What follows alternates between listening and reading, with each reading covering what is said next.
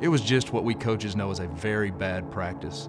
And I snapped. I lost it. I don't know what I said. All I remember is screaming, throwing a fit, and telling my team to go get a drink, take a break.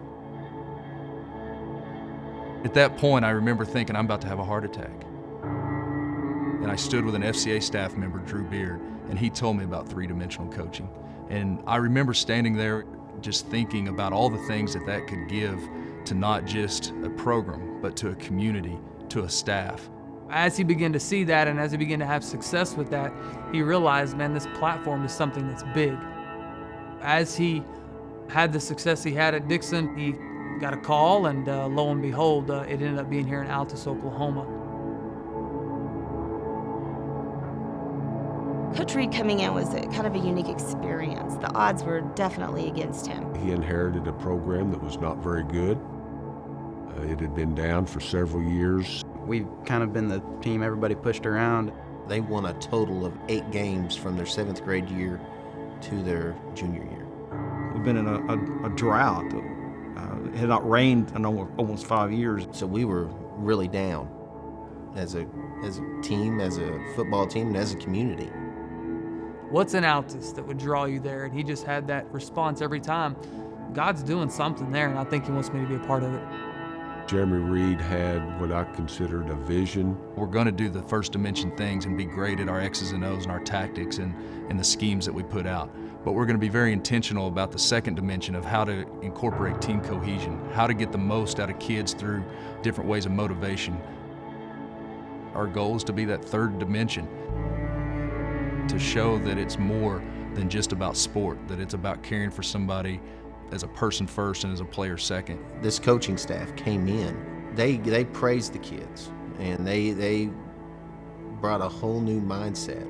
There's going to be times we coach them hard, but we're going to love them. We're going to think about their life. I didn't really buy into it until I could see exactly how it molded us together on the field. Something was changing inside the locker room and with the relationship between coaches and athletes.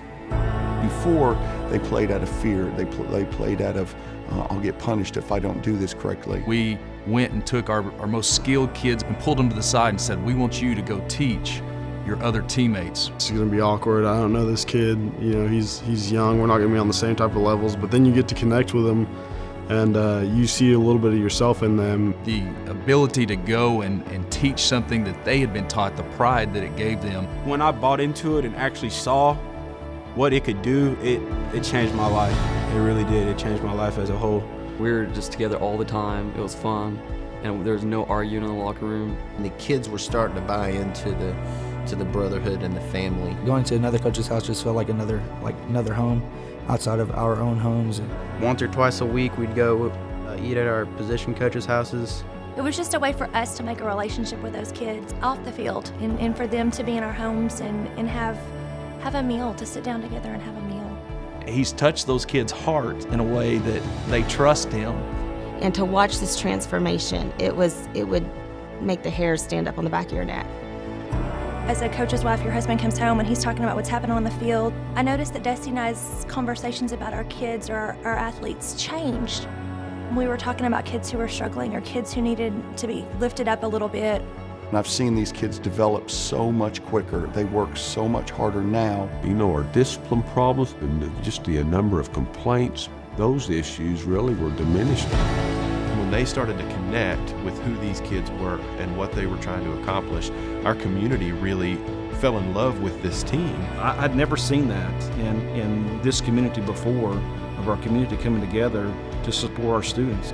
That first game, I knew it was going to be a great season, and we'd have a good turnout from the community. It brought the whole community together as one. And that just continued to grow through the rest of the season. We knew we had something special, it's something that could really, flip the town upside down, and that's basically what happened. It was a constant story, running story throughout the year. There was dynamics to it constantly. Somebody would shine and then another kid would shine the next week. Felt like the odds were against us. They were going to keep fighting. It was just that will to win that he developed in our kids. I had never seen a coaching staff bond together the way that coaching staff has done. then the day of the championship, they were just packed. Our field goal kicker walks up. He kicks game-winning field goal to win the game. And they call a timeout right as he kicks the ball. You kick that field goal to win, and even though you hit it, it didn't count. And he goes back out on the field, and right before he kicks the ball, he turns and looks at Coach Reed, and Coach Reed looks at him and says, "No matter whether you hit this or not, I'm still going to love you, and you're an amazing kid." He goes, "I got this, Coach Reed." He walks out, kicks a 40-yard field goal, and wins state championship game. It wasn't a wow moment. It wasn't a slow motion moment. It became more about the daily victories that we had, the season victories, and not just a state championship. These kids develop leadership skills that will carry them far beyond the football fields on Friday nights. Not only did we survive a physical drought, we survived an emotional and faith-driven drought in this community. I had to change inside to get to the heart of my players.